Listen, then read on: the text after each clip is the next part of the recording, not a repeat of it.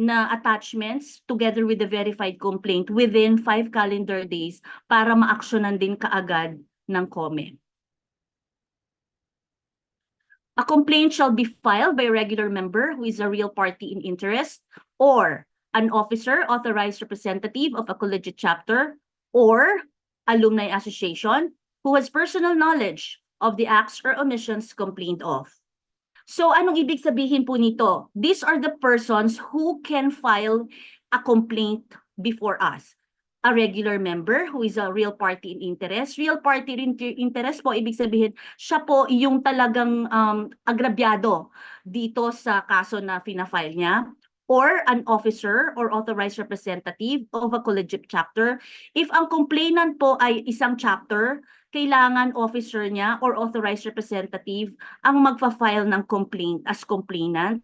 Or if it is the alumni association that is filing a complaint, officer or authorized representative ng alumni association ang magfa-file ng ating complaint. And that person, the complainant, must have personal knowledge. Ano pong ibig sabihin ng personal knowledge? Naririnig po natin ito palagi pag merong mga kaso, di ba po? Ang ibig sabihin ng personal knowledge, kailangan yung nalalaman ninyo na mga information na ilalagay ninyo sa inyong complaint are those matters or facts that you know from your own personal experience or observation, not just information that you have just received from someone else. So these are statements that must be confined to those facts which you know of your personal knowledge. Ikaw mismo, derived from your own personal perception. Meaning to say, it must be first-hand information and not hearsay. Hindi lang ninyo narinig sa ibang tao. Kayo mismo ang nakakita, kayo mismo ang nandoon, you were able to witness that personally. So for example, when you see a bird flying in the sky and you know it is a bird because you saw the bird flying by yourself, by your own eyes, 2 eyes, not because someone told you that that object that is flying is a bird. So pag ibang tao ang nagsabi sa'yo, that is hearsay. Okay? Now, except in cases involving allegations of violation of the anti-hazing law, a complaint filed by a non-APO member shall be dismissed outright. In other words po, ang sinasabi lang namin dito, ang pwede lang po mag-file ng complaint sa amin ay member ng APO. Except if the case is a violation of the anti-hazing or the case involves a violation of the anti-hazing law. Dahil po, posible na ang na-hazing ninyo ay hindi nakapasa at hindi po siya naging member ng APO. Kaya po kung meron siyang irereklamo na chapter or officers of the chapter na nag-hazing sa kanya, pwede po siyang mag-file sa amin. Otherwise, kung hindi naman allegations of hazing, if it's just a question of the legitimacy of a member or other offenses committed in violation of our bylaws and EAPP, the complainant must be a member of APO. Okay? I hope you understood this. Ang exception lang po ay if the complaint involves an allegation of the anti-hazing law, kasi po posible na yung na-hazing ay hindi pa naging APO, hindi niya natapos yung initiation. Dahil posibleng nag-quit, dahil nga po siya ay na-hazing. Okay? So the complaint may be filed via electronic mail. Meron po tayong email address, ang COME, at alam din po siguro na ninyo kung ano yung official address ng ating National Executive Director. Doon po ninyo isasubmit ang inyong verified complaint. When you say verified complaint po, this is a written statement of the complainant under oath. Ibig sabihin po ng under oath, this has to be subscribed before a notary public. And the notary public, as we have mentioned earlier, must be an APO member. Marami naman po tayong mga abogado na mga APO. The verified complaint should allege the specific acts or omissions constituting the violation of our yung complaint po ninyo, meron na siyang verification. Alam po yan ng abogado na mag-a-assist sa inyo. Hindi po pwedeng papel lang yung magiging basihan natin tapos isususpend na natin kaagad yung ating mga members. So it has to be verified. Meron pong accompanying verification that you, the complainant, read the complaint, naintindihan ninyo yung complaint, and that the allegations are true and correct of your own personal knowledge. Yan po yung nakalagay sa verification at alam po yan ng abogado na mag-a-assist sa inyo.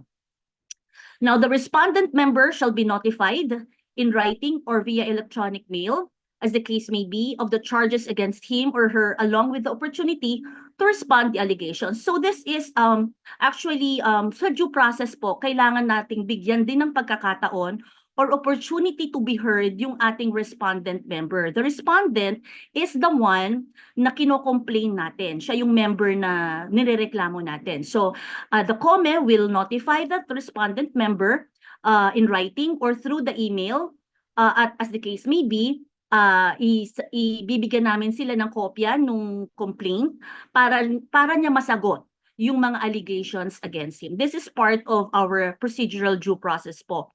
And siguro yung sa ibang mga regions, alam na ninyo na ginagawa na rin po namin talaga ito sa COME. Ini-email namin lahat ng mga respondents. We require them to explain in writing and sometimes to show cause why no disciplinary sanction shall be imposed. Ngayon po, napag-usapan din namin sa COME na dahil nagkakaroon kami ng problema minsan, if we are sending notices to the respondents via email, kasi po hindi, nagbabounce po minsan yung mga sinesend namin na email sa kanila, probably mali yung email na ibigay sa amin, the email address na naibigay, or hindi na active yung email address na yon. So, ang mangyayari po nito, na anyway, meron naman tayong mga RDs na present, we will also copy furnish or carbon copy you with the emails that will be given or that we will be sending to the respondents. Para just in case na hindi po namin ma-reach yung email ng respondent, magbabounce po, the RDs will be responsible for informing the respondent member of the case that is filed against him or her para na masagot niya yung complaint. So ito po yung magiging content ng inyong verified complaint. The full name, mailing address, contact number, email address if available, pati yung APO details ng complaining member kasi kailangan nating ma-verify na member talaga yung complainant, as well as the respondents and the legal representative if any. The complaint should also contain a narration of the relevant material facts stating the acts or omissions that is constituting the offense, the approximate date of the commission of the offense. Kailangan po ilagay din ninyo kung kailan nangyari yung kino-complain ninyo na incident, the approximate date of the commission and the place where the offense was committed.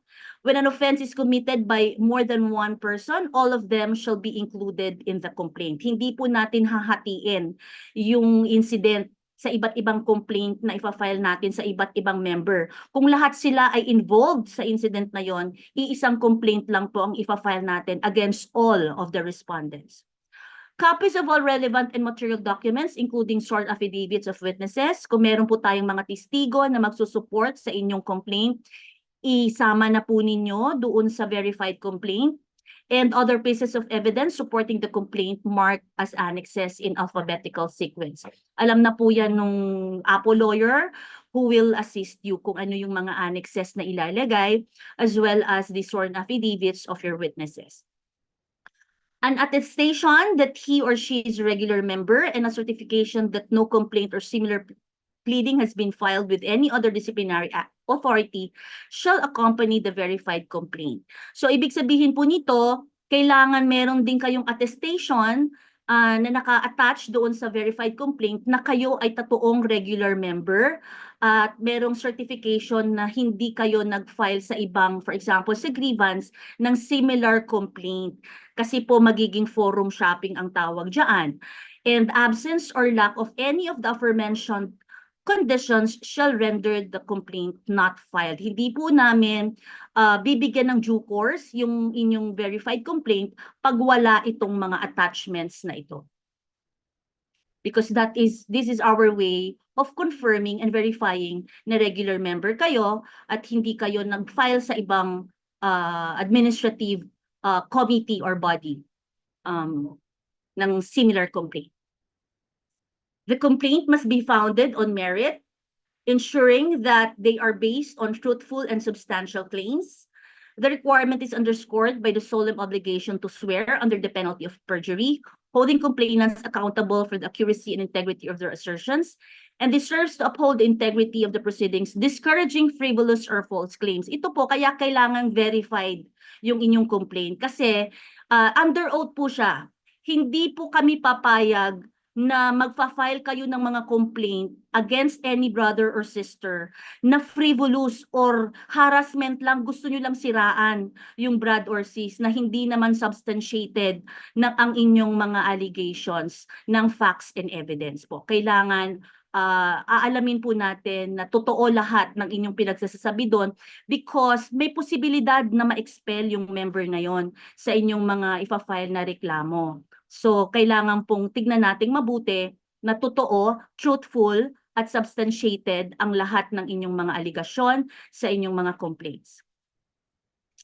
Ito po, we have recommended, finally po, na-approve naman ito, na pag kayo ay magfa-file ng complaint or similar pleading which initiates action or proceeding, meron po tayong i-require na docket fee. Very minimal lang naman siya, 1,000 pesos, to be paid to the National Treasurer. Riresibuhan po kayo ng National Treasurer. At yung resibo na yon ay i-attach ninyo to the complaint or similar pleading issued by the National Treasurer for said purpose. Bakit po natin nire-require ang docket fee? Para naman din po, well, the funds will go to the national office, by the way. At it is actually to deter the filing of frivolous complaints.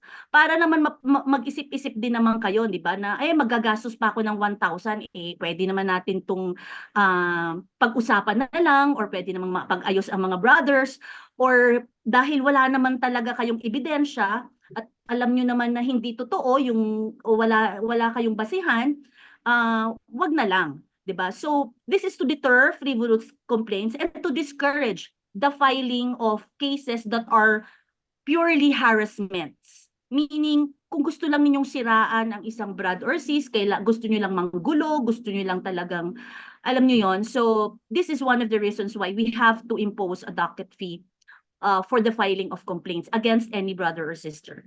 So, it is not simply the filing of the complaint or the initiatory pleading, but also the payment of the prescribed docket fee that vests jurisdiction over the subject matter or the nature of the action. So, as I've said, kailangan pong i-attach ninyo doon sa complaint na i-file ninyo sa amin yung resibo na inisyu ng National Treasurer na nabayad na po kayo talaga ng docket fee. So, without the payment of the docket fee, no complaint or similar pleading is considered filed. Sis Shelo? Yes. Yes, Sis, sis. sorry sis. Pwedeng pakilipat sa akin yung host para ma-accept ko yung mga ibang nasa waiting list. Wait po. Ayan. Okay, thank you Okay. sis. So, action on the complaint, upon the receipt of the complaint, but in no case more than calendar days, the COME shall refer the same to an investigating officer. Yan na po din ang ginagawa namin sa ating current COME.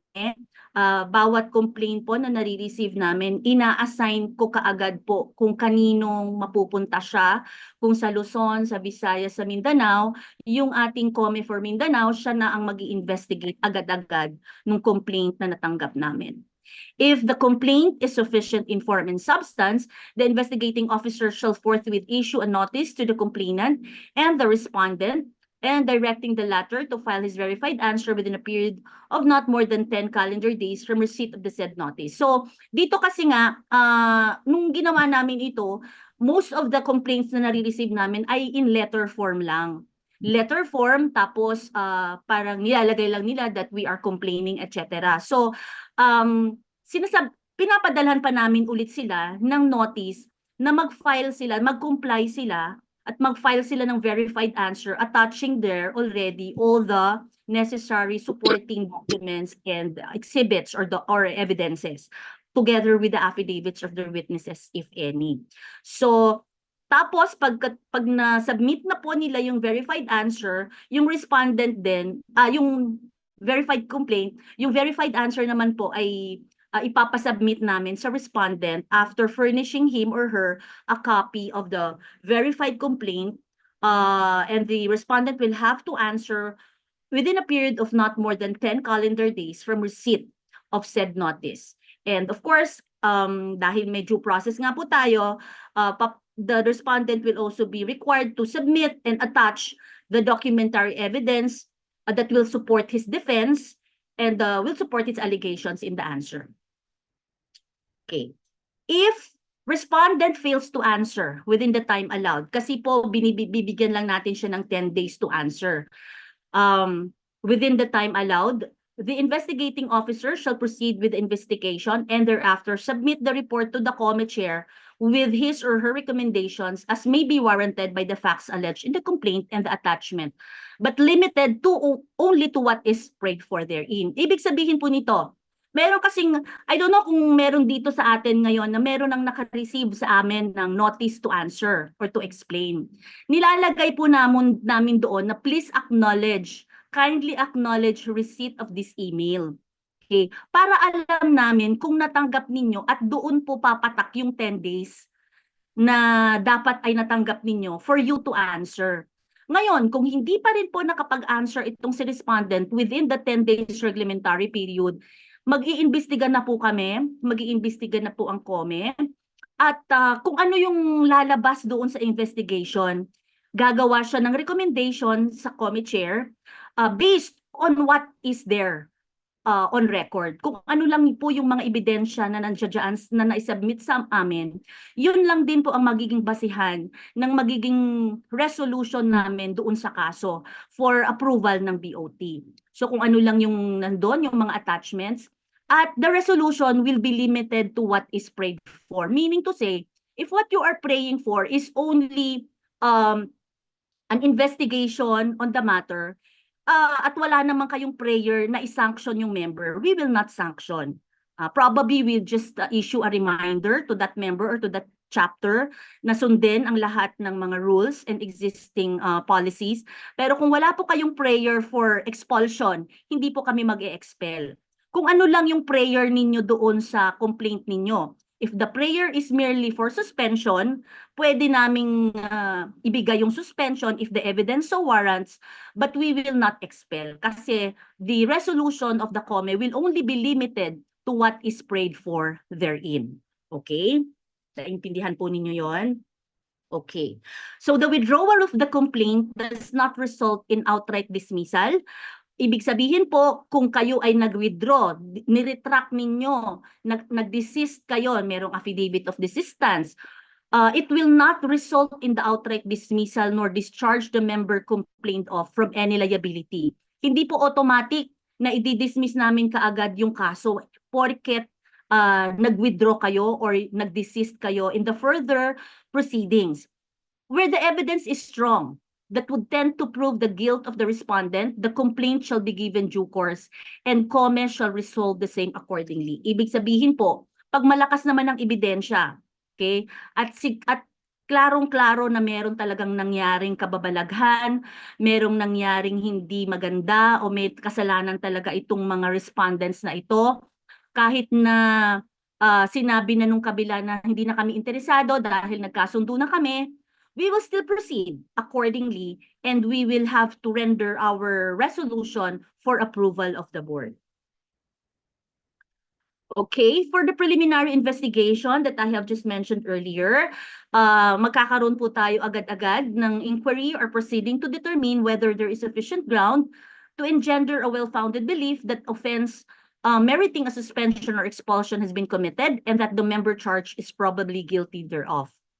within 10 calendar days from receipt of the last pleading, meaning kung natanggap na namin lahat ng mga gusto ninyong isubmit sa amin, the verified complaint, the verified answer, and all the other affidavits and supporting documents, the investigating officer assigned shall examine all the documents and determine whether there is a need for any clarificatory hearing on the matters or facts that appear to be unclear. So, meron na kaming kaso before na yung aming investigating officer, COMI member, ay talagang nag-interview pa talaga siya. We did not limit ourselves doon sa mga papel na natanggap namin, sa mga documents na natanggap namin. We are authorizing our investigating officers to conduct clarificatory hearings or interviews of the parties that on matters that appear to be unclear. For this purpose, the investigating officer, if feasible, shall call the parties to conference for the sole purpose of propounding clarificatory questions. Okay. So after the conduct of the conference, or if none is called, the investigating officer shall determine whether a prima facie case exists to warrant the issuance of a formal charge. And then after that, the investigating officer will prepare the investigation report that shall be forwarded to the COMET chairman. At pagkatapos po, pinag-uusapan namin yan. We deliberate on these things after the report and recommendation that is submitted by our investigating officers. Nag-meeting po kami, ang COME, at dinidiscuss namin to, nagkakaroon po kami ng deliberation kung ano po talaga yung magiging hatol namin doon sa kaso. So if the investigations report states that no prima facie case exists, the dismissal of the complaint shall bear the concurrence of the COMET chairperson. Meron na din po kaming mga na-dismiss na mga kaso, especially so kung wala po talagang mga ebidensya. Dahil yun lang naman po ang magiging basihan namin sa mga magiging decisions namin sa mga complaints na natatanggap ng COMET. So a motion for reconsideration from the order of dismissal of the COMET shall be filed within 15 days from receipt thereof. Of course, alam naman ninyo kung ano ang motion for reconsideration, and shall be coursed through the National Board of Trustees. If the motion for reconsideration is denied, the dismissal of the complaint will be final. Kasi po, once nagawa na namin yung resolution namin sa mga kaso, sinasubmit namin yan sa BOT for their approval. Kaya doon na po kayo sa BOT magfa-file ng motion for reconsideration within 15 days. And if the MR is denied, the dismissal will be final. If the investigation report states that probable cause exists, the investigating officer shall endorse the same to the COME chairperson.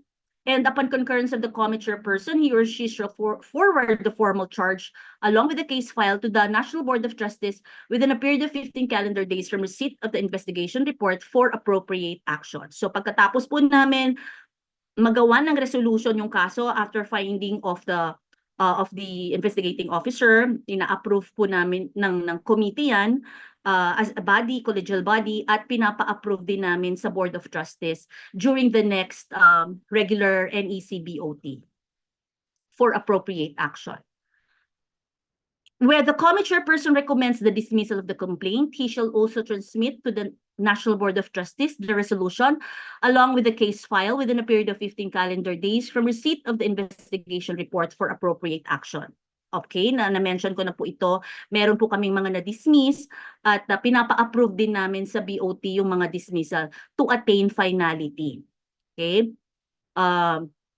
A party aggrieved of the resolution or decision of the National Board of Trustees is allowed to file a motion for reconsideration within 15 calendar days from notice. Okay? So yung MR po ninyo, pwede ninyong i-file within 15 calendar days from notice. Meaning to say, from the time na natanggap ninyo yung kopya ng board resolution adopting the decision or resolution of the COME. Okay? So only one motion for reconsideration is allowed. So kung na-deny na po at first instance yung MR ninyo sa BOT, hindi na po yun marereconsider ulit. So there can only be one motion for reconsideration. Okay. The opposing party may file the comment and opposition to the motion for reconsideration within 5 calendar days from receipt thereof. Thereafter, the motion shall be resolved by the National Board of Trustees within 15 calendar days from its receipt of the comment and the opposition upon expiration of the period or upon expiration of the period to file such opposition. So ibig sabihin lang po nito na once mag-file yung isang party ng MR doon sa magiging resolution ng BOT, doon sa recommended action ng COME, yung opposing party, yung kabila, pwede silang mag-file ng comment doon sa motion for reconsideration within 5 calendar days after the receipt of the motion for reconsideration. At pagkatapos niyan, the board will already act on the MR together with the comment or the opposition that may be filed by the opposing party. Okay? Wala nang ibang other submissions will be allowed or as accepted in the resolution of the motion for reconsideration. So dalawa lang yung pwede ninyong i-file. Motion for reconsideration at yung comment and opposition by the opposing party. No other submissions shall be allowed or shall be considered in the resolution of the MR. The conduct of the preliminary investigation shall not exceed a period of 60 calendar days. So from the filing of the complaint, mga 2 months lang talaga dapat ang binibigay natin dyan. So kaya sana po, pag binigyan kayo naka-receive kayo ng mga notices from the committee, pa-comply na lang po para matapos din namin kaagad yung aming investigation. For this purpose, the parties and the investigating officer may avail of all means possible to expedite the resolution thereof. Kaya nga po sinabi ko na para din to make sure na natatanggap lahat ng mga parties concerned, yung mga emails namin, we will be coursing them through the RDs. Kasi posible nga na mali na yung email na email address na ibigay sa amin at hindi matatanggap nung parties concerned. So yung mga RDs na po ang will make sure na matatanggap nila lahat ng mga notices and emails. Isisisi po namin kayo, mga RDs. In accordance with Article 4, Section 4 of the bylaws, the President shall call a special meeting of the BOT to consider the charges, and an affirmative vote of 7 trustees shall be necessary to suspend a member.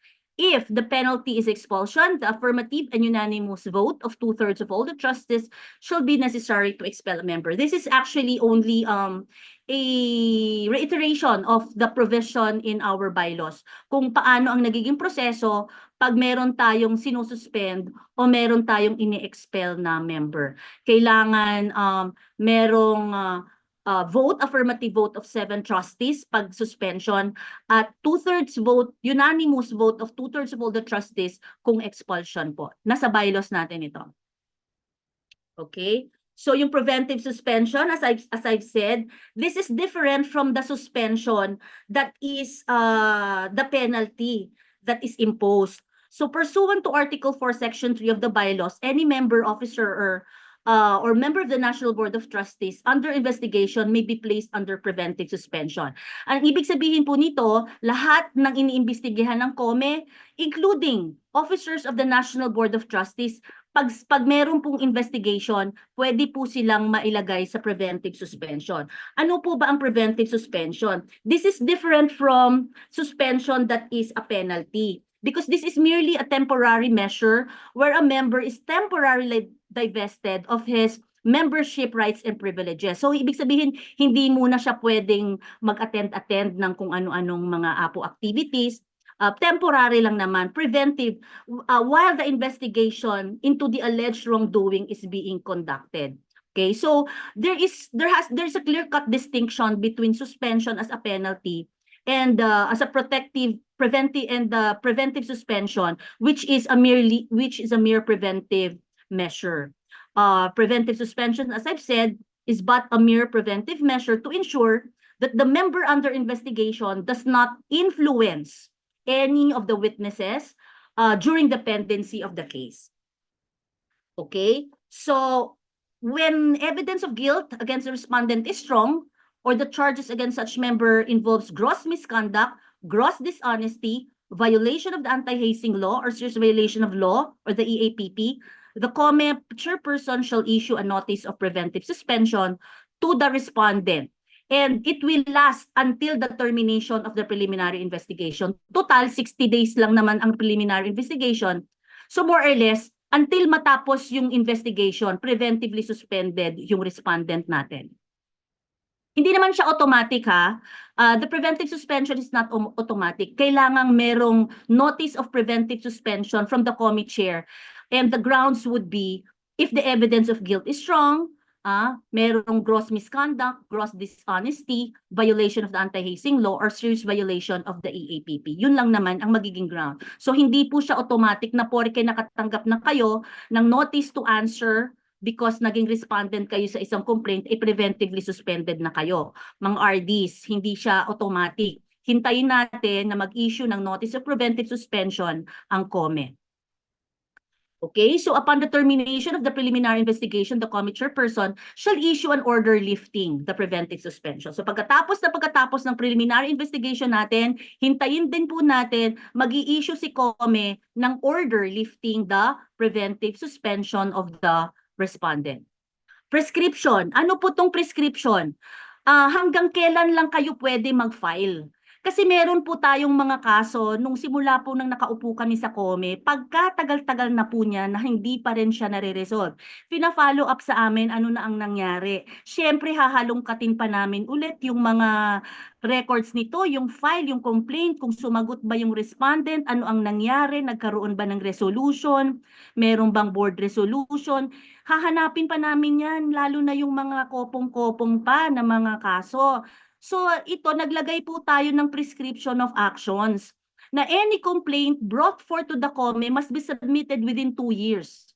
2 years na lang po, ha? Sobrang tagal na yung 10 taon na hindi pa rin kayo nagfa-file, ha? Bakit ang tinatawag po niyan laches, ha? You have slept on your rights. Alam niyong agrabyado kayo pero naghintay pa kayo ng 10 taon bago kayo magreklamo? Meron po kaming na-dismiss na kaso na ganyan dahil umabot pa po ng sobrang 20 years bago niya question yung legitimacy ng isang member nila. 'Di ba? Bakit hinintay niyo pa yung 20 years? Sana agad-agad nung na-meet niyo to at duda kayo, file na kayo kung meron kayong ebidensya. So any complaint that has to be submitted for us should be submitted within 2 years from the occurrence of the alleged incident. Kung meron kayong na-witness, na-hising, meron kayong nakita na pambubugbog, within 2 years from the incident, mag-file na po kayo ng kaso. Or the discovery thereof, whichever comes later. Ibig sabihin, kung nangyari ito last month, pero nalaman ninyo ngayong last year pa, pero ngayong year lang ninyo nalaman, the 2-year prescriptive period shall run from the time you found out about the incident. So, or the discovery thereof, whichever comes later. Okay? So, dalawa po yan. Either 2 years from the occurrence of the incident, from the time nangyari yung insidente, or the discovery thereof. Nangyari last year or 2 years ago, or last year, pero ngayon nyo lang nalaman, that the prescriptive period shall start to run from the time you learned about it, okay? Whichever comes later. Failure to file a complaint within the prescribed period shall result in the dismissal, except in cases involving questions of legitimacy of membership or where extenuating circumstances can be demonstrated to have impeded the timely submission of the complaint. Okay? So, only cases involving questions of legitimacy or extenuating circumstances can be demonstrated to have impeded. Kung meron pong mga rason kung bakit medyo natagalan talaga sila sa pag-file, pwede nating i-consider yan. As I have said, we are not bound by the rigid or the strict rules of technicalities. Pwede po nating payagan yan. Now, the COME reserves the discretion to consider such circumstances on a case-to-case basis. Yan po yung sinasabi namin. It depends on the circumstances prevailing in each of the cases that are filed before us.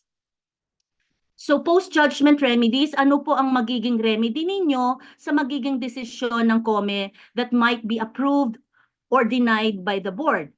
So, decisions and resolutions of the National Board of Trustees on any motion for reconsideration shall be final and executory upon the lapse of 15 calendar days. Kasi po meron kayong 15 calendar days to file an MR. Pag hindi kayo nag-MR, final and executory na siya. Pag nag-MR naman kayo at dininay ni board yan, wala nang second MR. Therefore, it will be final and executory upon the lapse of 15 calendar days. No appeal shall be entertained except to the annual assembly, but only on account of fraud, accident, mistake, or excusable negligence, and execution cannot be stayed by such appeal. Especially po in cases of expulsion, it is appealable to the General Assembly. And only when the decision of the BOT is tainted with fraud, accident, mistake, or excusable negligence, no appeal will be further entertained. And kahit meron kayong appeal, execution cannot be stayed. Ibig sabihin po nito, kung ang penalty imposed is suspension at nag-file kayo ng appeal, the suspension will still push through. The appeal cannot stop, prevent, or stay the implementation or execution of the penalty imposed. Okay? Ito na po. Ito yung na-mention ko po during the BOT sa Bolinao, Pangasinan, yung ating gag order, because all proceedings before the COME should be treated with strict confidentiality.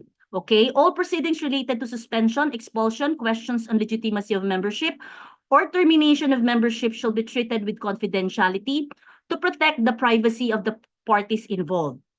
To maintain the integrity of the ongoing investigation, which is crucial to prevent dissemination of potentially prejudicial information para po hindi kumalat sa labas ang nangyayaring investigation ng mga kaso na na-file sa amin, the COME chairperson shall motu proprio, kami na po, kahit wala pang may magsumbong sa amin o mag-file ng complaint informing us na may violation, or upon motion of the parties, we shall issue a gag order. Okay? A gag order from the initiation of an investigation until its conclusion.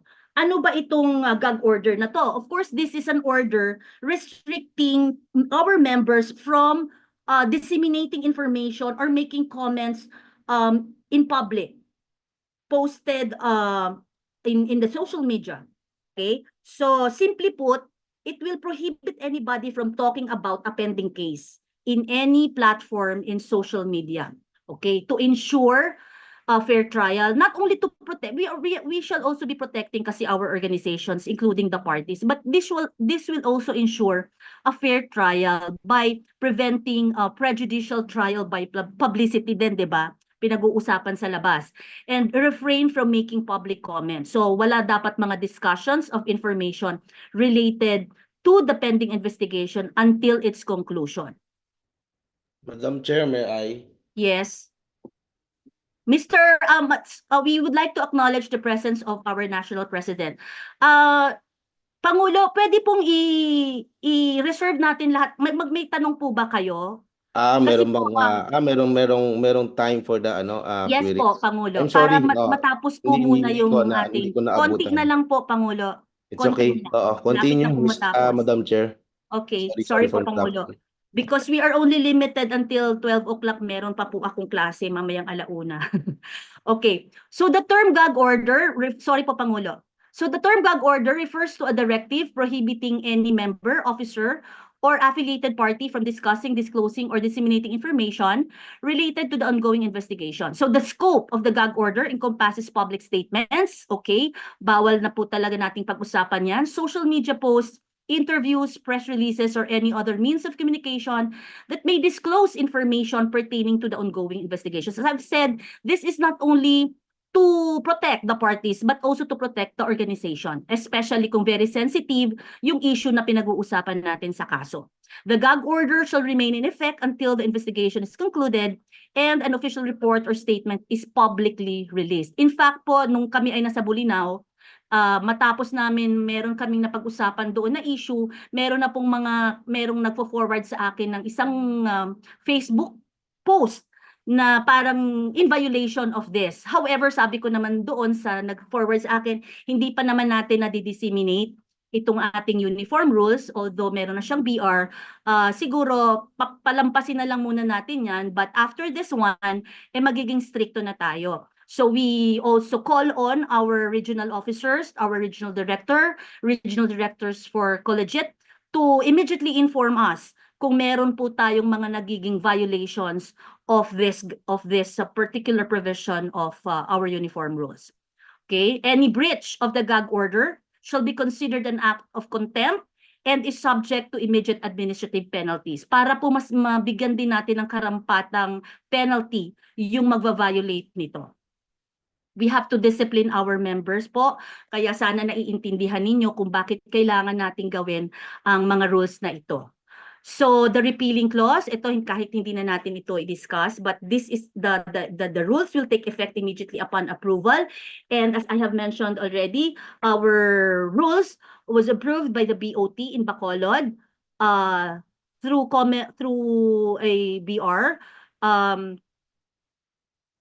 That was in January 2024, yung aming COME resolution. It was approved by the board in Bacolod through Board Resolution number 185, series of 2023-2025.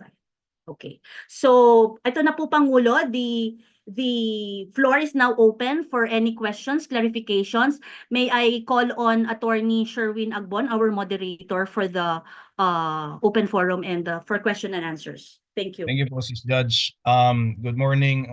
Brad Sherwin Agbon here will be acting as the moderator for this session. So just a few reminders for everyone. There will be two modes in raising your questions.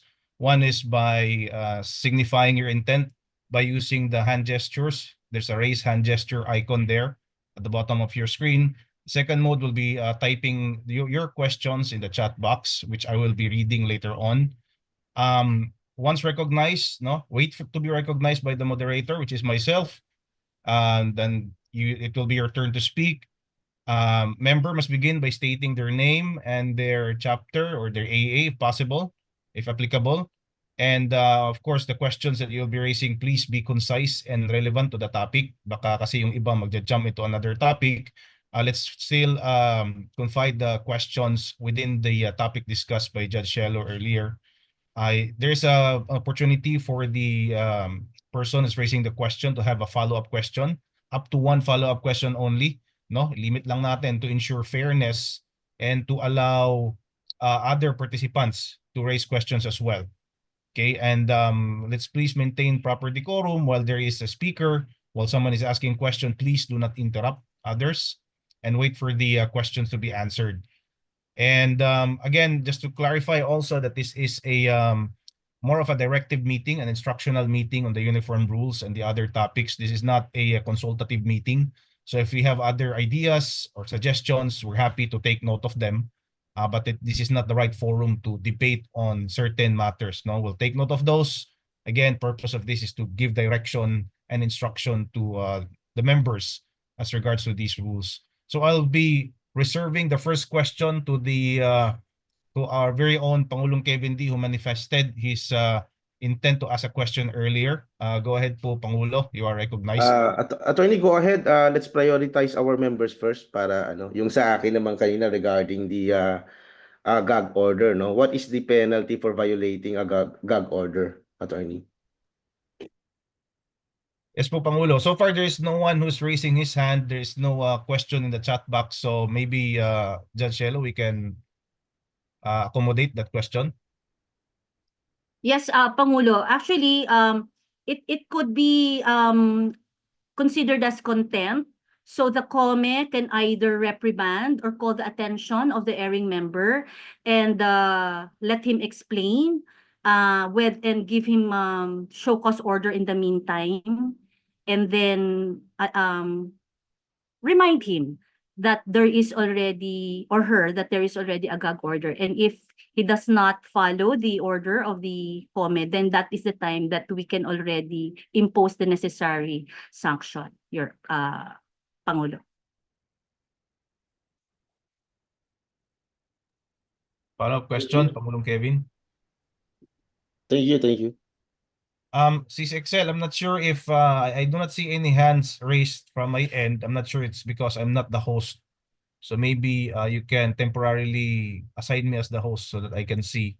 RD Encar is raising his hand, Attorney Sherwin. Go ahead, RD Encar. Brother Johnson Lim, go ahead with your question, please. Magandang umaga po. I just want to ask, in the event there is a suspended members of the organization attended a gathering or service, what should be is the regional officers allowed to ask the member or the organizer to ask the person to leave the event? Or kailangan namin na i-direct na lang tong i-message namin yung COME to implement the immediate na hindi siya dapat uma-attend sa activity? Yun lang po, Attorney Sherwin. Attorney, all right. I will answer that.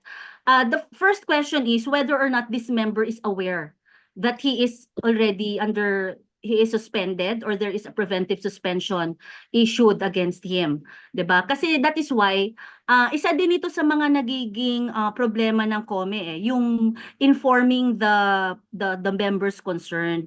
That is why nga we are already calling the attention of the RDs and RDCs at palagi na namin kayong isisisi sa lahat ng mga ibibigay namin ng mga communication sa mga members natin na involved in cases like this para wala silang rason to say na hindi nila alam, 'di ba? At kayo din as regional officers, you are there to inform them. At pag may mga ganyan na violation at for example, na-inform na ninyo sila na meron tayong order of preventive suspension at dahil kayo naman ang RD dyan, kayo na rin po ang magdi-disseminate sa lahat ng mga chapters, BOU sa inyong region para in the event na itong member na ito ay makikita doon. Huwag nyo naman po din palabasin o bastusin o bugbugin. Ha? Usong-uso ang mga bugbugan ngayon. Pagsabihan lang po natin sa isang mahinahon na paraan para hindi naman, it will not create, 'di ba, na gulo doon sa event na yon. Pagsabihan lang po siya sa isang maayos at mahinahon na paraan. Any follow-up question from RD and CAR, Brad Johnson? All goods? Okay na po, Brother Okay, Sherwin. thank you. Next is Sis Sol Federico. You're recognized, Sis. Go ahead. Good morning. Can you hear me? Yes, Opo. sis. Okay, thank you. Sis Judge, in summary, what's the standard timeline from filing the complaint to the resolution? All right. So the standard timeline from the filing of the complaint to the resolution of the case, is that your question, sis? Yes, yes. It depends Thank you. kasi sis eh. It depends kung gaano rin katagal yung magiging investigation. Although yung preliminary investigation natin may 60 days lang tayo, 'di ba? Minsan kasi natatagalan tayo doon sa pagkuha ng information. In fact, kaya nga kami naglagay nitong mga 60 days period sa MR and all. Kasi nga minsan doon kami nahihirapan sa paghingi ng mga sagot. Ang dami ko ng mga memo na sinend sa mga parties involved, hindi naman sila sumasagot. Yung iba, they refuse to give their statements. Meron tayong isang kaso na we were directed by the chair to conduct investigation. Walang sumasagot, walang gustong magsalita. Alam niyo 'yon? So we wanted to give everybody the opportunity to be heard. We want to get all the information necessary in the investigation para namin madesisyonan ng tama at maayos. Ngayon kung hindi sila magko-cooperate, wala din kaming magagawa. We'll just have to decide the case based on the evidence that are with us. Sana po naiintindihan ninyo na gusto naming desisyonan lahat ng ito fairly at sa mabilis na panahon. Kaya lang po kung kami din mismo ay pinahihirapan ninyo at hindi kayo nagko-cooperate, medyo matatagalan po tayo dyan. But we just would like to assure you na kami sa COME, nagkakaroon po kami ng quarterly meeting at sa mga quarterly meeting namin, doon po namin dinidiscuss lahat ng mga pending cases. Kung may mga kulang pa sa mga ebidensya, hindi muna namin nire-resolve. We give further time for the investigator to gather more evidences. At kung for resolution na siya, dinidesisyonan po namin agad-agad doon sa meeting na yon at sinasubmit po namin agad-agad sa next na NEC-BOT. Thank you po. Sol, follow-up question? Good? I'm good, attorney. Thank you. Thank you, Sis Judge. Thank you. Reading a question in our chat box from Regional COME from WVAR. If I may read the question. Good morning, brothers and sisters. Madam Chair, may we ask if collegiate chapter officers have any authority to suspend alumni members or any members? Thank you. So, meron ba kapangyarihan ng collegiate chapter officer para mag-suspend? Mukhang alam niyo ang sagot niyan, 'di ba? Magkaiba po ang collegiate category ng collegiate. Wala na po silang hindi na po sila masasakupan ng alumni. Iba din pong klase. Iba po ang BOU ng collegiate, iba din po ang BOU ng alumni. Hindi naman po siguro pwedeng walang authority ang collegiate na mag-suspend ng alumni po. Thank you, Madam Chair. Just to reiterate on that, the power to suspend, delegated authority to investigate any matters in relation to the suspension or termination of members is vested sa Committee on Membership. Just to reiterate po yan. Also, next question from Brad Seth Cruz. How many days is the suspension? Just a quick question, no? Ilang araw po ang suspension? If you can just qualify this, what particular suspension? Is this the punitive suspension or the penalty, no? Or is this the preventive suspension? Maybe if you can elaborate on that, Judge. Yeah, sino ba yung nagtanong? Actually, na-mention ko na kanina, 'di ba? Magkaiba po kasi yung preventive suspension, which is a temporary measure that once tayo ay nagbaba ng notice of preventive suspension, it may last until the conclusion of the investigation. Hanggang matapos po yung investigation, preventively suspended siya. At it will be lifted by way of an order coming from the chairman na lifted na yung kanyang preventive suspension.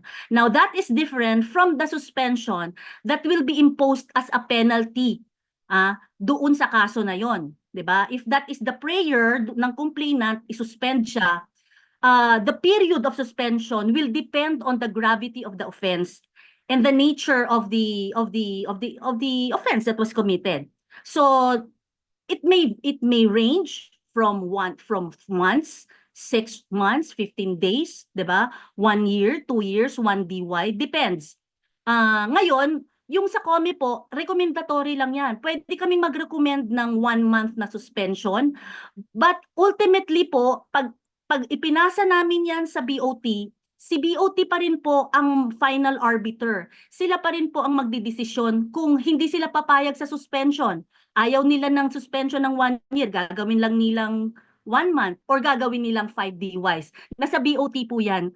Nasa kamay po yan ng BOT, wala po sa amin. Kasi recommendatory lang po ang sa COME. Thank you. Thank you, Sis Judge. Very clear. Let's go back to the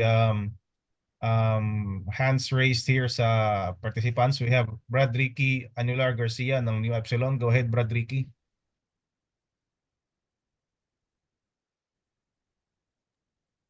Brad Ricky Garcia, you are recognized.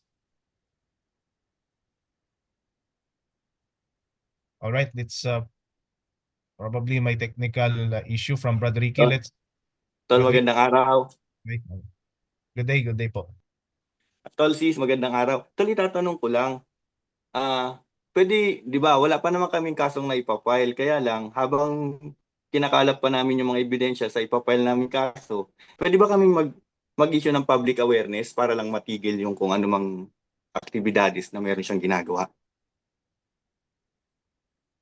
Public awareness. What do you will be posting that in social media? Sa group po, kung sakasakali, sa group lang ng APO, hindi po sa pangkalahatan na public. Kung wala pang kaso, actually, hindi din siya covered ng aming gag order. Wala pa po kaming jurisdiction doon sa mga parties at sa kaso. Pero po may plano kaming mag-file ng kaso, hindi po yan magiging grounds para maging anong tawag doon? Masa-sanction kayo for Opo. contempt? Hindi pa po. Once magkakaroon lang kami ng jurisdiction sa inyo, doon sa complainant, sa respondent, at sa kaso, once the case is filed sa amin. Hindi namin kayo mabibigyan ng... kasi yung gag order, if you will read the provision on the gag order, it will be pertaining to a pending case that is filed before us. So kung wala pang pending case sa amin, wala kaming basis to issue the gag order. Opo. Salamat po, Okay. Judge. Thank you, Brad Ricky. I'm not sure if si Pangulong Kevin is may another question. I can still see a hand gesture from Pangulong Kevin. Pangulo? Thank you, Attorney Sherwin. No? Regarding the members we have sanctioned, such as those who are suspended or expelled, how can we give this matter the importance it deserves for our members? I mean, there are instances where our expelled or suspended members are still involved in other activities and various group pages, Apo page, and group chats, no? Are there any liabilities for those who associate with them? Thank you. What do you mean po, Pangulo? We will hold those people associating with them? We will hold them liable? Kasi po kung wala namang pong... That's my question, Madam Chair, no? Yung mga expelled or suspended members natin na na-sanctioned na by the ng board at nai-involve pa rin sila sa mga activities. So, parang wala rin kung nag-sanction tayo pero involved pa rin sila sa mga activities. Especially sa mga Facebook page ng Apo na nanggugulo pa nga sila, di ba, kadalasan. So, paano natin i-address ito ng tama? Yes po, Pangulo. Actually po, until and unless a complaint is filed before us, that we are informed about it, we cannot take action. So nasa board na po 'yan kung paano ninyo aaksyonan 'yan. At hindi naman po namin mapupulis lahat ng mga Excuse me, Facebook Madam Chair. post po. Sanctioned na Yan nga po, Pangulo. Ang sinasabi po ninyo, meron na expelled. Na-expelled na natin na miyembro, pero nandiyan pa rin sila, nanggugulo pa rin. The mere fact that they are already expelled, meaning to say, as far as the organization is concerned, hindi na natin sila miyembro. Okay? Ngayon, doon sa mga members natin na nakikipag-associate pa rin sa kanila, okay, hindi naman po namin sila maiisa-isa na wala naman pa kaming capability to actually know who these people are. And until and unless somebody informs us about it and files a case before us, then that is the only time that we can take action po, Pangulo. Yes, Madam Chair, no. Pero dapat meron ding liabilities yung mga na-associate sa kanila na mga members natin. Para naman kahit papaano nabibigyan talaga natin ng kumbaga ng seryosong pagbibigay sanction sa mga members natin na umaabuso po sa organization. Yes, Pangulo. So, I agree with you. I yan. agree with you on that, Pangulo, that there is a need. That is why meron na po tayo nitong rules. We have to be serious about this in implementing, kasi po magiging useless lahat ng mga rules natin, lahat ng mga policies natin if we will not be implementing this seriously.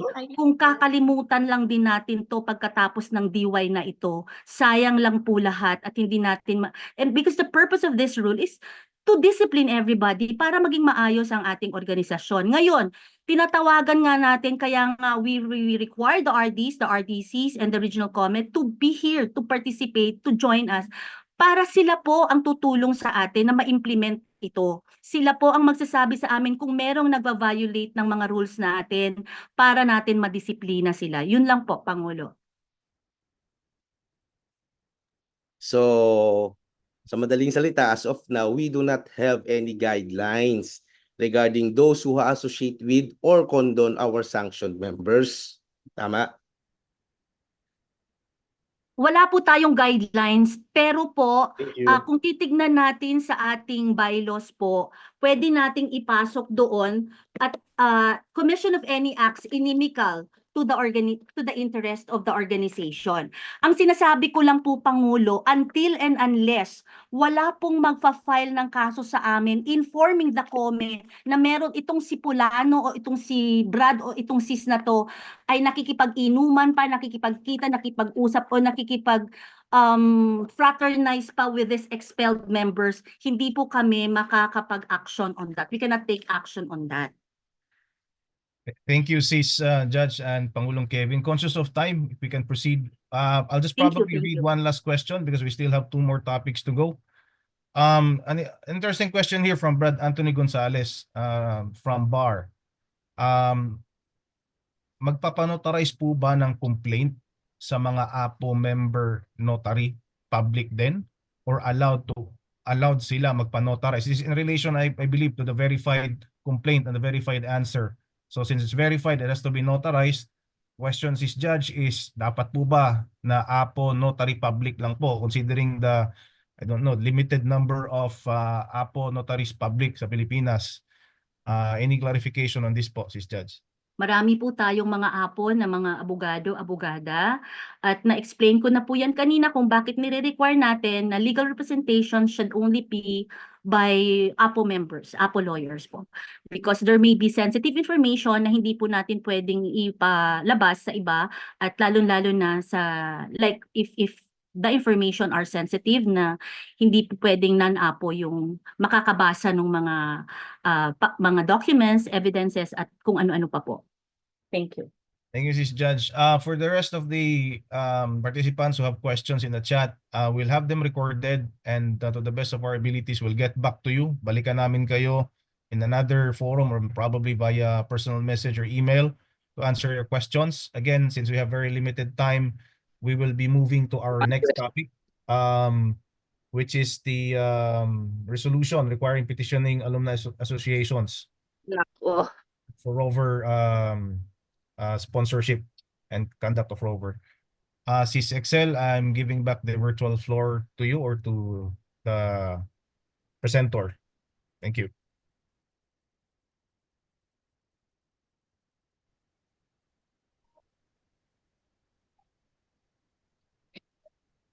Pwede pa bang humabol? To those, Brads and Sis, sa mga may gusto pang questions, if you can just chat them sa chat box, we will commit to respond sa mga questions po ninyo. So sa mga may gusto mga questions, paki-chat na lang po. Anyway, this is recorded. We'll be able to gather the questions and later on get back to you. So let's proceed with the next topic po.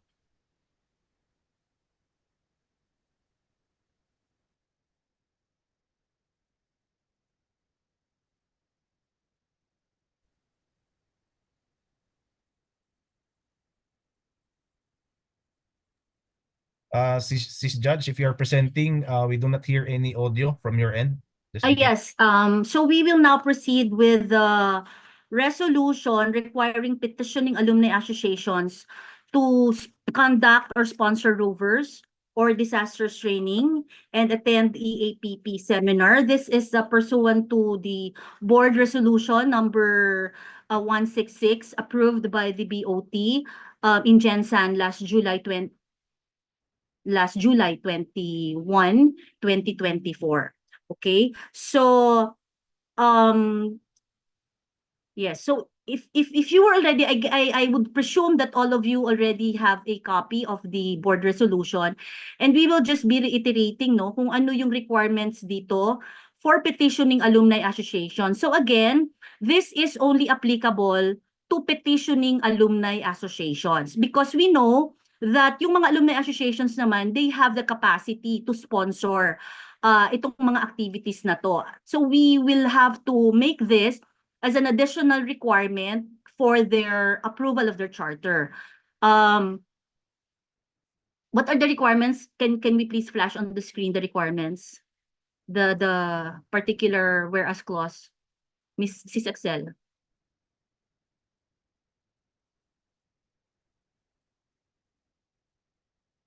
Sis Excel, are you there?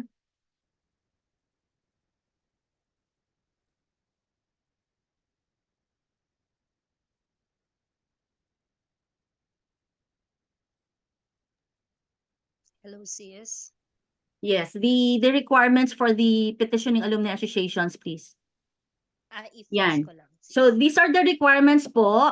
Pag kayo ay meron pang pending petition for recognition, yung ating mga petitioning alumni associations dahil naabutan po kayo nitong ating board resolution, you are still required now to conduct or sponsor. So pwedeng kayo mismo ang magkakandak or kayo ang mag-sponsor ng rovers or disaster training. So in other words, may choice po kayo kasi ang ginamit dito ay or at hindi and. So may choice kayo kung ano ang isa-sponsor ninyo, whether rover siya or disaster preparedness training as part of your qualification for charter approval. So the petitioning AA must also attend. So must also attend the EAPP seminar.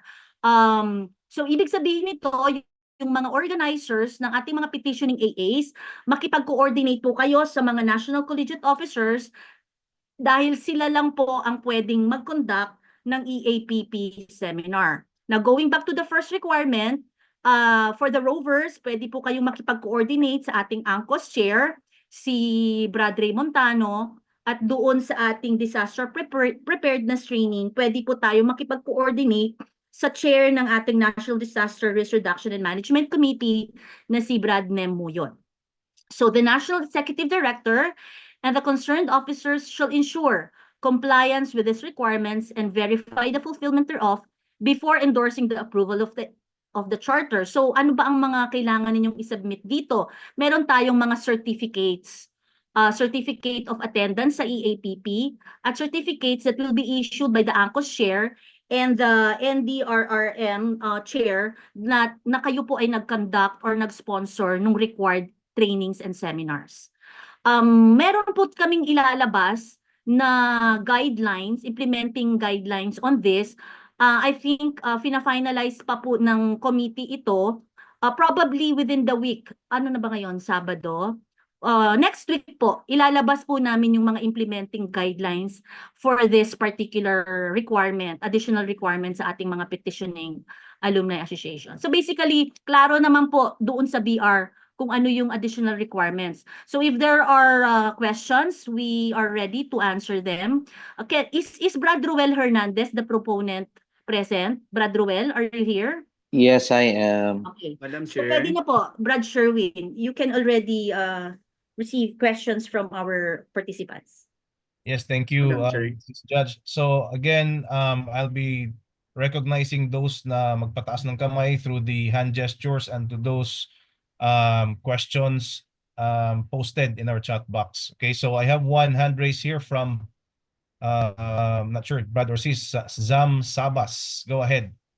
Thank you, Brad. Sis Zam po, naririnig po ba ako? Yes, Sis. Go ahead. Yeah, so we just currently conducted or sponsored a rover scouting seminar last May, and then the one that were given certificates were only our collegiate members or our residents, also those who are attended coming from other chapters. So for this one, we also need certificates for the alumni who sponsored it, or what kind of certificates should we present? It should be the certificate that they attended. I mean, the whole reason why you guys are having this, we're brothers and sisters, doing the sponsorship is for them to attend the said event. Okay, so is that the one you're referring? Yes, Brad. We were not given certificates as alumni, although we are present during the event. If you have an attendance there, then you could actually ask them to give you a certificate. All right, got it. Because some of the alumni already have certificates for rover scouting during our collegiate time. So Then for this one, we will request for another one that was attended last. Yeah, in theory, any rover scouting certificate that you have already, that could be proof that you did attend the seminar. May it not be on May or even in college days. That Got should it. be Can I just say something, Brad Ruel? yes, go ahead, po. In the implementing guidelines, hindi lang namin kasi mailabas pa ngayon because we are still finalizing it. But in the implementing guidelines po, there is one point there that we said that it provides that if the petitioning alumni association has already previously hosted or sponsored a aerobic or disaster preparedness seminar, the same may be credited. Like, siguro, can we mute our audios, please? Kamit tayo. Pwede pa-mute po. Sis Benalyn. Yan, go ahead po. Alright. So, as I've mentioned kanina, meron nga tayo dito sa ating implementing guidelines that for those petitioning AAs, nakapag-host na po kayo previously or you have already attended, pero kasi ang requirement kasi hosting or sponsorship of ROVIC or disaster preparedness seminars. It may be credited provided that you can submit a certification of such activities. And it was issued within 2 years from your charter application submission date. So meron tayong at least 2 years prior, nakapag-sponsor na kayo, pwede nating i-consider yan. Okay?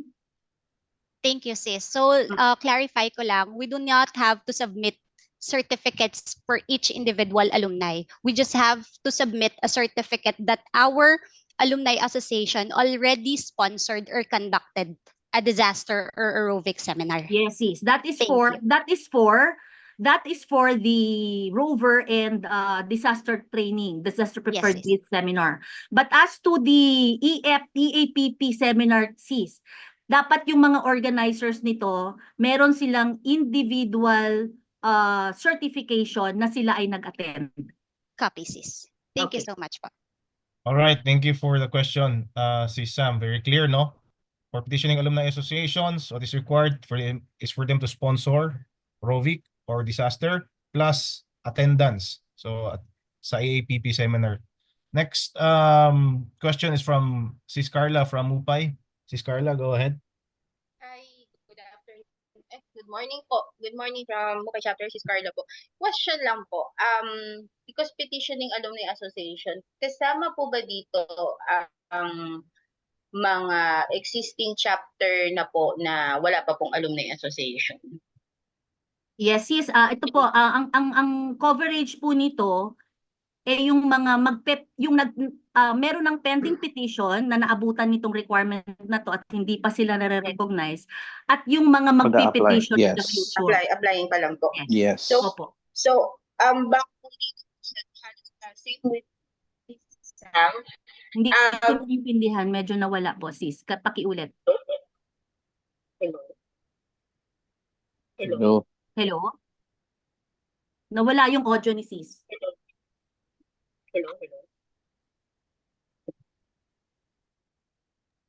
Hello po.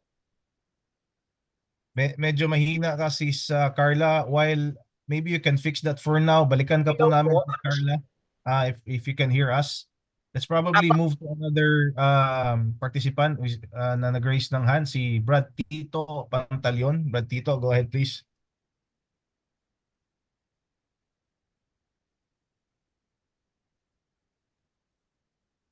Brother Tito Pantalion, you are recognized.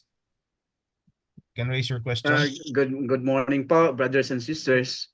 Madam Chair, may itatanong lang po ko regarding these additional requirements for the alumni petitioning associations. Ito pong number 1, the disaster training na ikakandak po ng mga petitioners ng alumni association. Sino-sino po ba ang mga participants nito? Kasi there's a possibility na yung alumni association po na gustong recognize is malayo po sa mga collegiate. So, sino po ang mga participants? Pwede po ba yung mga hindi apo? Then second, ito pong there is po a difficulty with regards to the AAPP seminars. Meron po bang regular schedule ng collegiates with regards to the AAPP? Kasi considering again that yung mga alumni association is malayo po sa mga collegiate po. So, yan po ang tanong ko. Okay.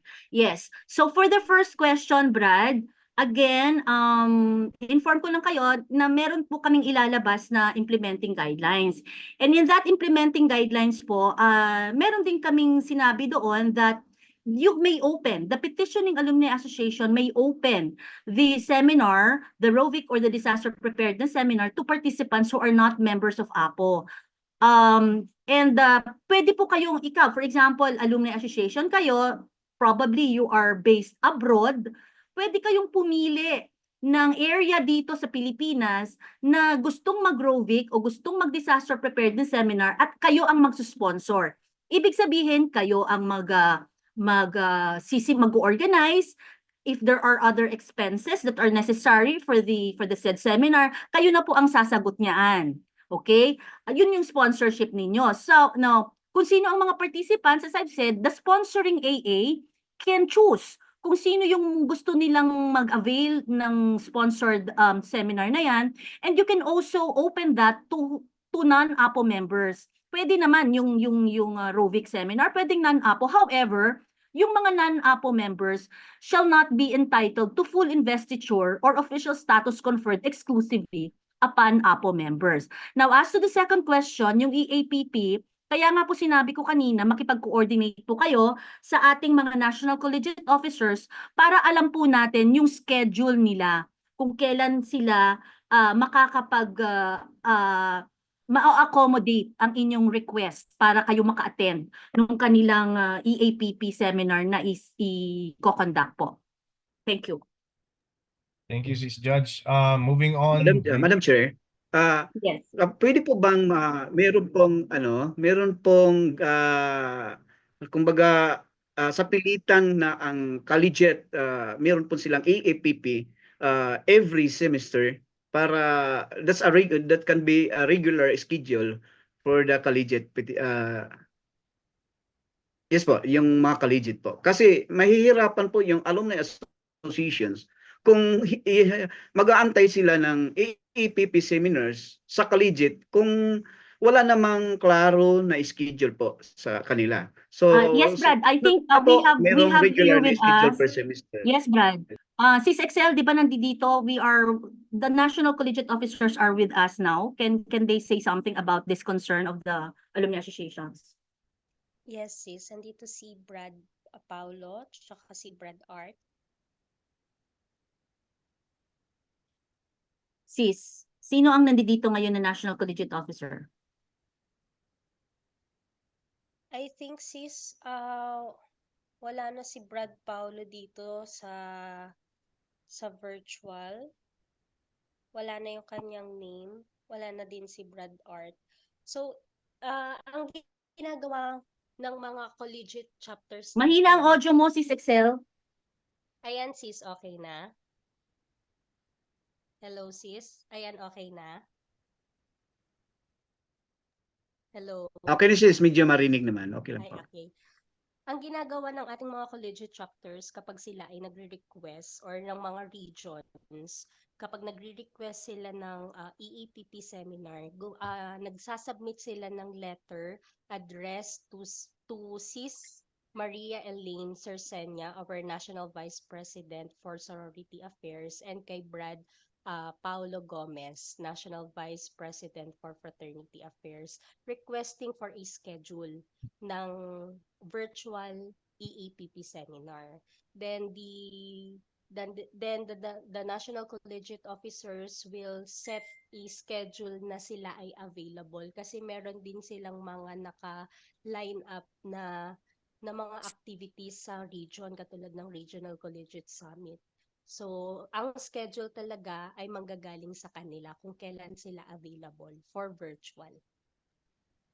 So, additional, Madam Chair, so kung magkakandak po ng EAPP yung collegiate po, so wala po bang required number of participants? Kasi problema po yun sa mga alumni associations. If ever the alumni association is magre-request po ng EAPP seminars, webinar EAPP seminars, kung kinakailangan pa ng number of attendees po. So sana po wala na po at least meron pong konting minimum po or maximum po ng participants para mas madalian po ang pag-comply ng mga requirements. So far, Brad, wala namang sineset ang National Collegiate Officers na minimum number ng participants. Nakapasok na si Brad Paulo. Brad Paulo,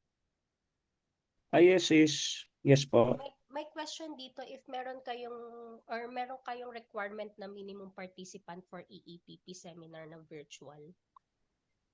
Wala naman sis, pero as much as possible, mas maganda kung mas marami na mahikayat na mag-participate if you want to uh, EAPP webinar.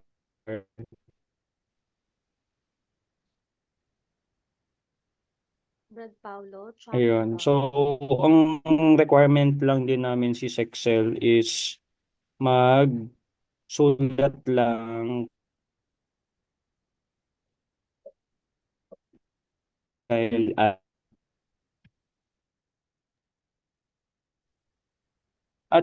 copy ako.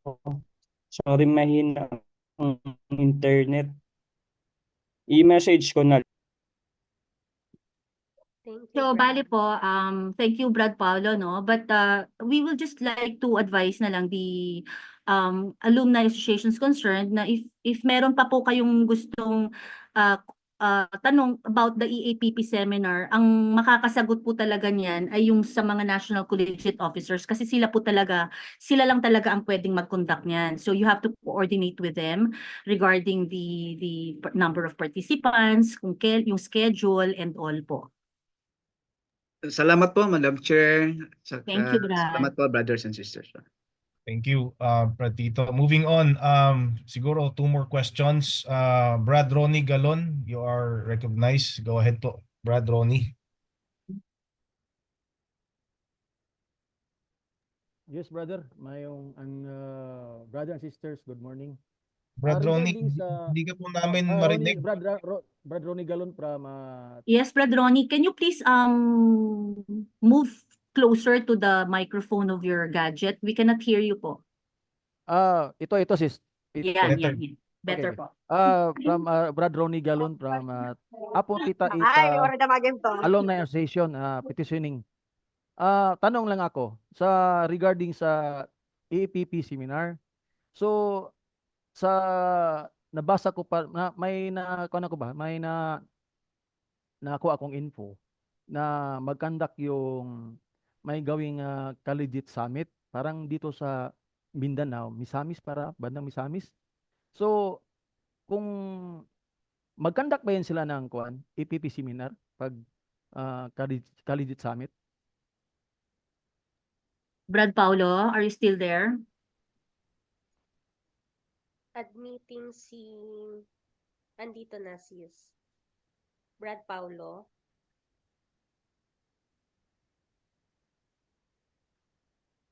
Okay, it looks like may problem sa connection ni Brad Paulo. Brad Ronnie, that question is can be best answered by Brother Paulo Gomez. So let's park that aside for now, no, conscious of time. Let's probably hear something from Pangulong Kevin, no? There's a request here. Yes, an installation to drop off. So Pangulong Kevin, go ahead with your question po. Thank you, attorney. Wala naman akong question. Permission to leave kasi I have an installation actually 11 AM, no. Brothers and sisters, and of course to the whole team, Committee on Membership, to the Honorable Judge, Chairperson, Committee on Membership, Chair Shelo Velasquez. I would like to take this opportunity to thank the Martinez po, Pangulo. Ano po? Martinez, I'm sorry. Ayun lang. So thank you for the opportunity and the wonderful 3 topics discussed, and I hope there will be a second batch po, Chairperson, Judge. Marami nagre-request na RD, mga chat sa akin na hindi unable to join sila right now. and other members natin. Thank you and congratulations all ha. Thank you. Bye. Thank you po, Pangulo, for coming, for joining us. Again, going back to the question of Brad Ronnie, we will park that aside, Brad, if that's okay, because that would be best answered by Brad Paulo Gomez, no? Let's move on. Last question na lang sis, siguro. Brad, halimbawa Brad, kung kasi yung dito sa Davao may Collegiate Summit sa Davao, nag-conduct din sila ng EAPP seminar. Pero kung matuloy yan kasi naka-schedule lang yun sa Misamis. So kung halimbawa kung meron ding EPP seminar doon, halimbawa mag-attend kami, mga 3 o 5 na from Tita Ita Alumni Association, mahingi kami ng certificates, naka-attend kami. So okay na siguro yun kung halimbawa kung matuloy kami. Judge or Brad Roel, if you can confirm that, if What was the question again? Sorry, kasi mahina yung audio niya, hindi ko marinig. may collegiate summit po somewhere in Mindanao, and part of that is the conduct of an AAPP seminar. Now, if the alumni associations will go there to sit in and attend that AAPP seminar, will that suffice this requirement po? Yes, yes, yes. That will Definitely. already be counted because so far nakapag ano na tayo lumabas na po to, approved na kasi itong ating additional requirements by the board. So this is already effective and should already be implemented. And kung meron ko yung makaka-attend kayo doon sa Mindanao, why not? It will already be considered po. Thank you. Thank you, Sis Judge. Okay, sis, thank you. Judge Erwin, medyo okay na yung internet ko. So, napakinggan ko yung question ni sino to ulit? Brad Ronnie. Brad Ronnie yun. Okay, actually yun din. Yung sinabi ni Judge, we catered kasi mga alumni ASOC na gustong umattend ng EAPP seminar only. So, since we have a collegiate summit sa Mindanao sa November, they can request na ma-include sila for the EAPP seminar lang. Then yung certificate na yon, they can use it as a proof na they attended the EAPP. Noted, Brad. Mag-attend kami, Brad. Yes, brother. Okay, Thank you, Brad Paulo. Thank you, Brad Ronnie. There's an interesting question sa chat box natin from Brad Ramos Jr. of Apo Herona, PC208. If I can just read the question, Sis.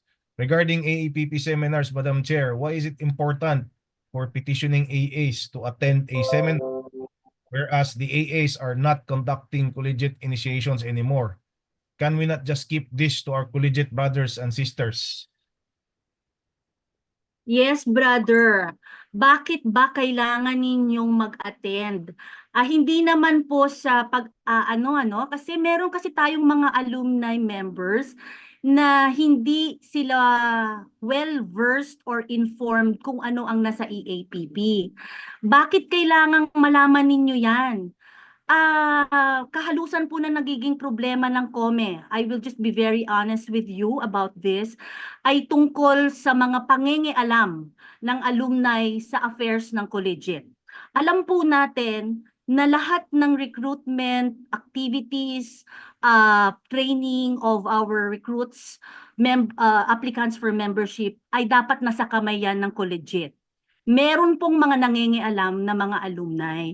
We are just there to guide them sa proseso. Hindi po tayo dapat ang humahawak. Alam po natin yan. And all of this are found in our EAPP. Kailangan pong ma-orient o reorient ulit tayo dahil bago po ito. And this is in consonance with the provisions of our anti-hazing law. Meron po tayo ding mga alumni members na ayaw pumayag sa mga changes that are brought about by this new law. Hindi na po natin pwedeng ipagpatuloy yung nakasanayan nating traditional na proseso. So kailangan po talaga ninyong mag-attend. Siguro yung iba may alam tungkol sa EAPP, pero aminin po man natin o hindi, marami at marami pa rin pong mga alumni members ang talagang hindi alam kung ano itong EAPP na ito. I hope you understand po. Thank you, Sis Judge. Very clear, no? One last question before we proceed with the third and last topic. Brother Arvin Anana. Brother Arvin, go ahead please with your question. Good morning, Brad and Sis, from Ayota Omega Chapter. So actually na lahat ng mga tanong ko, am I audible po? Narinig po ba ako? Yes, Yes, yes, Brad. Yeah, okay. So normally lahat ng mga tanong ko po, majority ng mga tanong ko na nasagot po earlier. So naghihintay lang po kami regarding po sa guideline.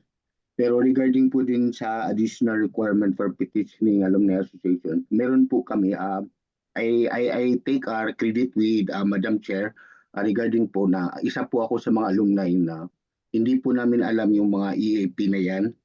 So that's why we are very interested for this seminar. So tama po yung mga ganong program. May isa po kaming need na from our side. Gusto po namin malaman paano po yung mga organizational structure ng as a national sa lahat, kasi nalilito na po yung majority sa alumni namin. So majority po sa amin is hindi na po namin nakikita yung bigger picture. Kaya nagkamali-mali po yung mga response ng mga alumni namin. Then I am one of it. So kaya gusto namin ma-educate. So pwede po ba kami mag-request? Ito po yung tanong namin. Pwede po ba kami mag-request ng isa pang mga requirements dito? Halimbawa yung mga organizational structure. Saan po kami mag-request doon? Yan po. Back to you po, moderator. Mag-request ng, ano po yun? Naputol eh. Medyo Na cutting out. naputol? Nagka-cutting out po yung iyong audio. You want to request? Ito po, narinig na po. Narinig. Yes, yes, Brad. Hello? Okay. Request ko po, just in case po, kasi major na problem po namin sa mga alumni namin, yung mga kasama ko dito, is hindi na po well-versed sa organizational structure ng organization. So kaya medyo nalilito, na-miss response. So majority po na-misbehave. Kaya gusto namin makikita yung bigger picture ng organization. So sa petitioning chapter na nini-request namin, gusto namin makikita saan po kami magre-request ng mga seminar.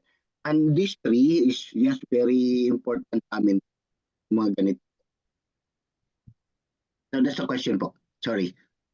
Magre-request po kayo ng orientation seminar on these matters sa inyong chapter or sa alumni association po ninyo? Sa alumni association po.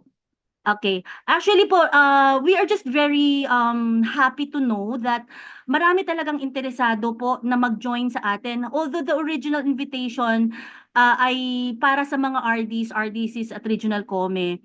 I think meron po tayong mga participants ngayon na mga members of AAs and chapters. Marami po kaming natatanggap din ngayon ng mga messages requesting for a second round of this webinar. Siguro po pag-uusapan ng committee, baka po tayo mag-conduct ng regional webinars. I-open po namin sa mga regions para makapag-attend ang mga officers ng mga alumni associations at ng mga collegiate chapters po natin.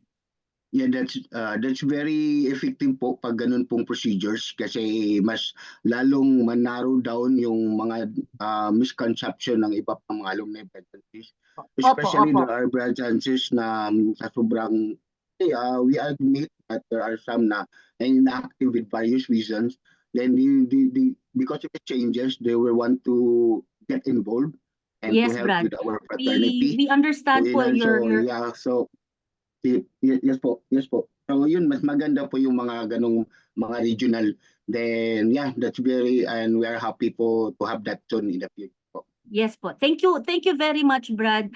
Kasi po ang sana lang po yung gusto lang sana naming mangyari is ang i-orient namin ay yung mga RDs, RDCs kasi sila na lang po sana ang mag-e-echo sa inyo. Kaya lang po ang concern lang din po nila is how to answer the questions na sila din mismo ay hindi pa clarified. However po, if they will request yung mga regional directors po natin, we are open to that.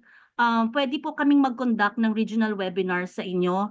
And going back nga dito dun sa question ni Brad Herona, sinasabi nyo na bakit kailangan ninyong mag-attend ng EAPP, hindi naman kayo nagko-conduct ng collegiate initiations. Totoo po yan.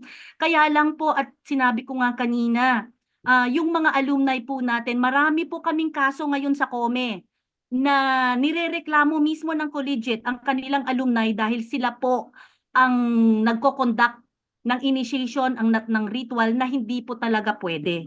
Dapat collegiate lang po ang gumagawa niyan. At sana kung makapag-attend kayo ng EAPP ay malalaman ng mga members natin, ng alumni members, kung hanggang saan lang po ang limitations natin as alumni members. Although syempre, respeto ng mga collegiate sa inyo dahil kayo po ang alumni. Pero sana din po ay bigyan din natin sila, i-empower natin ang collegiate by giving this EAPP to them. Sila po dapat talaga ang nag-i-implement niyan at hindi ang alumni. Okay? So thank you so much. Next question po. Thank you, Sis Judge. With your kind indulgence, I'll just accommodate one more question kasi galing pa po ito sa overseas-based na region. I believe si Sis Mariam from Army Region. Go ahead po, Sis Mariam, if you're listening. Go ahead with your question po. Hi, naririnig po? Yes, Sis Mariam. Hello. Hi, good morning ba dyan? Okay, good morning pa. Good morning po sa lahat. Nawala na tuloy ako. Ano ba yung question ko kanina? Okay. So during a discussion po kasi on the with the RDs last time, on behalf na lang, we would like to ask, narinig ko naman si Shalo was mentioning that they are going to give a guideline for the sponsorship. So just to clarify lang po, when we say the rover sponsorship, it's okay lang naman na it is joint, 'di ba? It doesn't have to be the what is this, the petitioning AA has to sponsor the whole rover kasi lately Army has been doing the sponsorship even if it was not yet requirement for the petitioning. Actually, our AAs the region has been doing the sponsorship. So medyo mahal talaga siya. The rover is mahal. So just to confirm na okay lang naman siya na joint with others, 'di ba? Ibig kong sabihin, dalawa kayong AA na magsusponsor. Yeah, Actually, yes, sis. sis IMF, kung alam ko kasi ang sa inyo nagsusponsor talaga kayo dito sa Pilipinas ng mga ganyan. And na-mention ko nga kanina sis, kung kayo ay nakapag-sponsor na within 2 years of the charter application, pwede yan, that can be credited. Now, this is only for petitioning AAs. Yung mga yung mga recognized AAs na hindi na sila covered by this additional requirements sis. Yes po, si Shalo. I mean, dun sa mga petitioning, okay lang na makiki-joint lang sila. Joint lang sila sa other, may ka-join sila as a sponsor. Sana kasi sis talaga eh. Kasi ang recognition nila is as a separate and distinct AA. So it should be an activity of that petitioning AA alone. Para mas marami tayong makikater na participants.